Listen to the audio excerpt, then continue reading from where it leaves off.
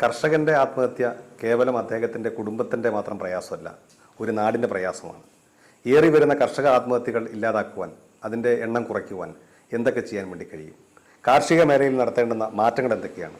ഏതൊക്കെ രീതിയിൽ കർഷകരെ സഹായിക്കാൻ കഴിയും? തുടങ്ങിയ കാര്യങ്ങൾ ചർച്ച ചെയ്യപ്പെടുന്ന ഒരു കാലഘട്ടത്തിലേക്ക് നാം മാറേണ്ടിയിരിക്കുന്നു. അത് മറ്റൊന്നുമല്ല, കാർഷിക മേഖലയിൽ നിന്നുണ്ടായിക്കൊണ്ടിരിക്കുന്ന പ്രശ്നങ്ങൾക്ക് പരിഹാരം കാണുവാൻ ഏതൊക്കെ കാര്യങ്ങൾ ശ്രദ്ധിക്കണമെന്നുള്ളതാണ് നമ്മുടെ ചർച്ചയിലൂടെ മുന്നോട്ട് വെക്കുന്നത്. എല്ലാവർക്കും നമസ്കാരം.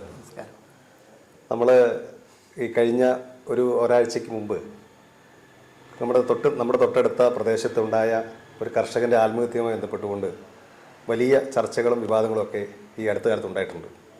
സ്വാഭാവികമായിട്ട് നമ്മുടെ നാട്ടുകാർ എന്ന നിലയിൽ തന്നെ അദ്ദേഹത്തിൻ്റെ ആ ഒരു വേർപാട് സ്മരിക്കുമ്പോൾ കഴിഞ്ഞ 38 വർഷക്കാലമായി കൃഷി ഉപജീവന മാർഗമാക്കി ജീവിച്ചിരുന്ന അദ്ദേഹത്തിൻ്റെ ആ നാൾ വഴിയിലൂടെ കടന്നു പോകുമ്പോൾ അദ്ദേഹം ആത്മഹത്യ ചെയ്യാനുള്ള കാരണം എന്തൊക്കെയാവാമെന്നുള്ളത് നമുക്ക് ചർച്ച ചെയ്യപ്പെടേണ്ടതുണ്ട്. കാർഷിക മേഖലയിൽ ഇന്ന് അനുഭവിക്കുന്ന വിഷയങ്ങൾ ചർച്ച ചെയ്യപ്പെടേണ്ടതുണ്ട്. അതുകൊണ്ടാണ് നമ്മൾ ഇന്നിവിടെ സമ്മേളിച്ചിരിക്കുന്നത്. തീർച്ചയായിട്ടും ഈ സംവാദത്തിലേക്ക് കടന്നു വന്ന് നിങ്ങളെ മൂന്നുപേരെയും ഹാർദമായി സ്വാഗതം ചെയ്യുകയാണ്. നമുക്ക് ഒന്ന് പരിചയപ്പെടുന്നതിന് ശേഷം നമുക്ക് തുടങ്ങാം. സാർ, എൻ്റെ പേര് KC സെബാസ്റ്റ്യൻ, ചിറ്റാരിക്കാല സ്വദേശിയാണ്. ഞാൻ അധ്യാപകനായിരുന്നു. അതോടൊപ്പം തന്നെ ഒരു കാർഷിക മേഖലയായിട്ട് പ്രവർത്തിക്കുന്ന കർഷകനുമാണ്. ഇപ്പോൾ കിസാൻ സർവീസ് സൊസൈറ്റി എന്ന് പറയുന്ന ആ പ്രസ്ഥാനത്തിൻ്റെ ചിറ്റാരിക്കാൽ യൂണിറ്റ് പ്രസിഡൻ്റായിട്ട് പ്രവർത്തിച്ചുകൊണ്ടിരിക്കുന്നു. ഞാൻ ജോസ് തയ്യിൽ, കിസാൻ സർവീസ് സൊസൈറ്റിയുടെ ദേശീയ ചെയർമാനാണ്. എൻ്റെ പേര് ജിജി ഇരൊരിക്കൽ.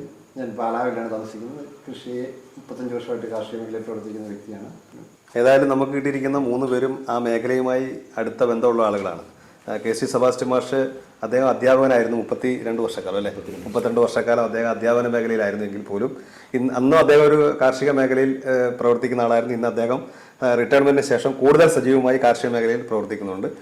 ജോസാർ പറഞ്ഞു, തൈല ജോസാറിൻ്റെ കാര്യം പറഞ്ഞു. അദ്ദേഹം കിസാൻ സർവീസ് സൊസൈറ്റിയുടെ ദേശീയ സ്ഥാനം വഹിക്കുന്ന ഒരാളാണ്. അതുപോലെ ജിജിയേട്ടൻ ആണെങ്കിലും കാർഷിക മേഖലയിൽ പ്രവർത്തിക്കുന്ന ആളാണ്. അതുകൊണ്ട് തീർച്ചയായിട്ടും നമ്മൾ ഇന്ന് ഇവിടെ ഈ ചർച്ച ചെയ്യപ്പെടുന്ന വിഷയത്തിൽ ആധികാരികമായി സംസാരിക്കാൻ കഴിവുള്ള ആളുകളും നിങ്ങൾ 3 പേരും. അപ്പോൾ എനിക്ക് തോന്നുന്നത് ഇപ്പോൾ ഈ കഴിഞ്ഞ ദിവസം ഏലിയാസ് എന്ന് പറയുന്ന അദ്ദേഹം കർഷകൻ ആത്മഹത്യ ചെയ്തപ്പോൾ അദ്ദേഹം 38 വർഷക്കാലമായി കാർഷിക മേഖലയിൽ പ്രവർത്തിച്ച ആളാണ്. അപ്പോൾ 38 വർഷമായി, അത് മാത്രമല്ല അദ്ദേഹം 2016-17 കാലഘട്ടങ്ങളിൽ കണ്ണൂർ ജില്ലയിലെ ഏറ്റവും മികച്ച കർഷകനുള്ള 2ാമത്തെ അവാർഡ് കൂടി, മുഖ്യമന്ത്രിയുടെ അവാർഡ് കിട്ടിയ ആളാണ്. അതുകൂടാതെ ബ്ലോക്ക് പഞ്ചായത്തിൽ അവാർഡ് കിട്ടിയ ആളാണ്. അപ്പം അങ്ങനെ ഒരാൾ ഈ ആത്മഹത്യയിലേക്ക് നയിക്കാനുള്ള കാരണം എന്താവും എന്നുള്ളതാണ് നമുക്ക് ഒന്ന് ചർച്ച ചെയ്യപ്പെടേണ്ടത്. സാർ ഒന്ന് തുടങ്ങി വെച്ചാൽ. ഈ ഏലിയാസ് ചേട്ടൻ്റെ നിര്യാണം നമ്മളെല്ലാം ദുഃഖത്തിലഴുത്തിയൊരു സംഭവമാണ്. ഇത് കാർഷിക മേഖലയിലെ ഒറ്റപ്പെട്ട ഒരു സംഭവമല്ല. കേരളത്തിൻ്റെ തെക്ക് മുതൽ ഇങ്ങ് വടക്ക് വരെയും, അതുപോലെ തന്നെ ഇന്ത്യയുടെ നോക്കിക്കഴിഞ്ഞാൽ മഹാരാഷ്ട്രയിലാണ് ഏറ്റവും കൂടുതൽ കർഷക ആത്മഹത്യകൾ നടന്നത്. അപ്പോൾ ഇത് കാർഷിക മേഖല നേരിടുന്ന വലിയ ഒരു പ്രശ്നത്തിൻ്റെ അവസാനത്തെ നമ്മുടെ ചുറ്റുവട്ടത്തുള്ളൊരു പ്രതിനിധിയാണ് മരിച്ചുപോയ ഏലിയാസ് ചേട്ടൻ. അപ്പോൾ ഇതിൻ്റെ ഒട്ടനവധി പ്രശ്നങ്ങളുണ്ട്, സാമൂഹികപരമായിട്ടും കാർഷികപരമായിട്ടുള്ള പ്രശ്നങ്ങളൊക്കെ ഉണ്ട്.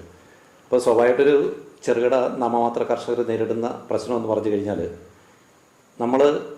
നമുക്കുള്ള ആ ഒരു പ്രോപ്പർട്ടിക്ക് അപ്പുറം സർക്കാരിൽ നിന്നും വിവിധ ഏജൻസികളിൽ നിന്നും കാർഷിക മേഖലയിലേക്ക് കടമെടുക്കും. നല്ല പ്രതീക്ഷയോടുകൂടി നമ്മൾ കാർഷിക മേഖലയിൽ നമ്മുടെ സോഴ്സുകൾ വിനിയോഗിക്കുമ്പോൾ പെട്ടെന്നുണ്ടാകുന്ന ചില തിരിച്ചടികൾ, അത് കാർഷിക മേഖലയിലുണ്ടാകുന്ന കാലാവസ്ഥാ വ്യതിയാനം അതിൻ്റെ ഒരു ഭാഗമാണ്. അതിൻ്റെ വിലക്കയറ്റത്തിൽ വരുന്ന മാറ്റങ്ങൾ, അതുപോലെ തന്നെ കടമെടുക്കുമ്പോൾ ഉണ്ടാകുന്ന സാമ്പത്തികത്തിൻ്റെ പലിശകൾ, മേഖലകൾ പ്രതീക്ഷിച്ച രീതിയിൽ നമ്മുടെ കൃഷി കാലാവസ്ഥാ വ്യതിയാനം മൂലവും അതുപോലെ ഉൽപ്പാദനക്കുറവ് മൂലം സമയത്തുണ്ടാകുന്ന കാലാവസ്ഥ മാറ്റമൊക്കെ അതിനെ കിട്ടാതെ വരുമ്പോഴുണ്ടാകുന്ന വലിയൊരു സാമ്പത്തിക പ്രതിസന്ധിയിലേക്ക് കൊടുക്കുന്നു. അപ്പോൾ സ്വാഭാവികമായിട്ട് സാധാരണഗതിയിലുള്ള ആളുകളെ പിടിച്ചു നിൽക്കുമ്പോഴും ചില ആളുകൾക്ക് അഭിമാനബോധമുള്ള കർഷകന് ഒരു ഘട്ടം കഴിയുമ്പോൾ പിടിച്ചു നിൽക്കാൻ പറ്റാത്തൊരു മാനസികാവസ്ഥ വരും. അപ്പോൾ അതായിരിക്കാം അദ്ദേഹത്തെ വാങ്ങിയവർക്ക് തിരിച്ചു കൊടുക്കേണ്ടതും ലോൺ അടയ്ക്കേണ്ടതും കിട്ടേണ്ട ആനുകൂല്യങ്ങൾ കൃത്യസമയത്ത് കിട്ടാതെ വരുന്ന ഒരു പ്രശ്നമായിരിക്കാം അദ്ദേഹത്തെ ഒരുപക്ഷെ ഇങ്ങനെയൊരു ദുരന്തത്തിലേക്ക് നയിച്ചതാണ്. ഇപ്പോൾ സാറ് പറഞ്ഞതിനകത്ത് ഒരു പ്രധാനപ്പെട്ട കാര്യം വന്യജീവി ആക്രമണങ്ങൾ. അത് ഇന്നത്തെ മനോരമയിലാണെന്ന് തോന്നുന്നു. ഇന്നലെ നെല്ലിയെടുക്കത്ത് ഒരു യോഗം കൂടിക്കൊണ്ടുന്ന സ്ഥലത്തേക്ക് കാട്ടുപന്നി ഇടിച്ചു കയറി. അതിൽ 3 പേര് ആശുപത്രിയിലാണുള്ളത്. എന്ന് പറഞ്ഞാൽ കാർഷിക മേഖലയിൽ മാത്രമല്ല, സാധാരണക്കാർക്ക് പോലും ഇറങ്ങി നടക്കാൻ പറ്റാത്ത രീതിയിലേക്ക് വന്യജീവികളുടെ വർധനം ഉണ്ടായിട്ടുണ്ട്. അത് ഒരു പരിധിവരെ കാർഷിക മേഖല ബാധിച്ചിട്ടുണ്ട്. ഇപ്പോൾ ഇദ്ദേഹത്തെക്കുറിച്ച് ഈ ഏലിയാസ് ആത്മഹത്യ ചെയ്ത ഏലിയാസ് എന്ന് പറയുന്ന ആളെക്കുറിച്ച് മനസ്സിലാക്കിയപ്പോൾ അദ്ദേഹത്തിന് 40 ലക്ഷം രൂപയോളം കടമുണ്ടായിരുന്നു. അപ്പോൾ ആ കടം തരിശു നിലങ്ങൾ അദ്ദേഹം കൃഷി ചെയ്തിട്ട് ഗവൺമെന്റ് ഒരു സംരംഭമാണ് തരിശു നിലങ്ങൾ കൃഷിഭൂമിയാക്കുക എന്നുള്ളത്. അപ്പോൾ അത് അദ്ദേഹം ശ്രമിച്ചുകൊണ്ടിരുന്നു. അപ്പോൾ സ്വാഭാവികമായിട്ടും ഈ കടബാധ്യത ഉണ്ടായി. സാറ് പറഞ്ഞ പോലെ കാലാവസ്ഥ മാറി. അപ്പോൾ ഇതൊക്കെ ഒരു പരിധിവരെ ചിലപ്പോൾ ഇദ്ദേഹത്തിന് പിടിച്ചു നിൽക്കാൻ പറ്റാത്ത സാഹചര്യമായിട്ട് മാറിയിട്ടുണ്ടാവുമെന്ന് വിചാരിക്കുന്നു. ജോസാർ ഇതിനെക്കുറിച്ച് എന്താ സംസാരിക്കുക? ആദ്യമായിട്ട് അദ്ദേഹത്തിൻ്റെ മരണത്തിലുള്ള ദുഃഖം രേഖപ്പെടുത്തുകയാണ്. പ്രിയപ്പെട്ടവരെ, ഈ കർഷകർ മരണത്തിലേക്ക് പോകാൻ ഇപ്പം മുമ്പേ സെബാസ്റ്റ്യൻ പറഞ്ഞ മാതിരി പല കാരണങ്ങളുണ്ട്. ഒന്ന്, ഇവർക്ക് ഉൽപ്പാദന ചെയ്ത് കൊണ്ടുവരുന്ന ഉൽപ്പന്നങ്ങൾക്ക് വില ലഭിക്കുന്നില്ല, മാന്യമായ വില ലഭിക്കുന്നില്ല. ഈ മിനിമം സപ്പോർട്ട് പ്രൈസ് എന്നും പറഞ്ഞ് കേരള ഗവൺമെൻറ് 29 ഇനങ്ങൾക്ക് പ്രഖ്യാപിച്ചിട്ടുണ്ട്. എങ്ങനെ മിനിമം സപ്പോർട്ട് പ്രൈസ്, തറവില എന്ന് വേണമെങ്കിൽ നമുക്ക് പറയാം അല്ലേ? തറവില. അപ്പോൾ ഈ തറവില പ്രഖ്യാപിച്ചത് മാത്രമേ ഉള്ളൂ, അത് വാങ്ങാനാരുമില്ല. വാങ്ങേണ്ടത് കൃഷി ഡിപ്പാർട്ട്മെൻറ്റ് VSPK മുഖേനയൊക്കെ വാങ്ങുന്നുണ്ടെന്ന് പറയുന്നതല്ല, അത് കൊണ്ടു കൊടുത്താൽ വാങ്ങാനാരുമില്ല. പലപ്പോഴും കർഷകൻ ഇത് ഉൽപ്പാദിപ്പിച്ചിട്ട് അതും അവർ ഇട്ടിരിക്കുന്ന വില എന്ന് പറഞ്ഞാൽ വളരെ തുച്ഛമായ വിലയാണ്. ആ വില പോലും ഇന്ന് കർഷകന് ലഭിക്കുന്നില്ല പലപ്പോഴും. പിന്നെ ചില സമയങ്ങളിൽ ചിലപ്പോൾ റബ്ബറിന് ശകലം വില കൂടും, അല്ലെങ്കിൽ തേങ്ങയ്ക്ക് കുറച്ച് വില കൂടും. ആ സമയത്ത് സാധനവും ഇല്ല, പ്രൊഡക്ഷൻ ഇല്ല. അതിനും പ്രധാന കാരണം ഒന്ന്, നമുക്ക് ഇപ്പോൾ രാസവളത്തിന് വില കൂടുന്നു, വളത്തിന് വില ഒരിക്കലും കുറയുന്നില്ല, എല്ലാത്തിനും കൂടിക്കൊണ്ടിരിക്കുക. വിത്തിന് കൂടുന്നു, വളത്തിന് കൂടുന്നു, കീടനാശിനികൾക്ക് വില കൂടുന്നു. അപ്പോൾ ഇങ്ങനെയുള്ള പ്രൊഡക്റ്റിനെല്ലാം, ഇപ്പം പശുവിനെ വളർത്തുന്നവർക്കാണെങ്കിൽ അതിൻ്റെ തീറ്റയ്ക്ക് വില കൂടുന്നു. എല്ലാ മേഖലയിലും ചിലവ് കൂടുക.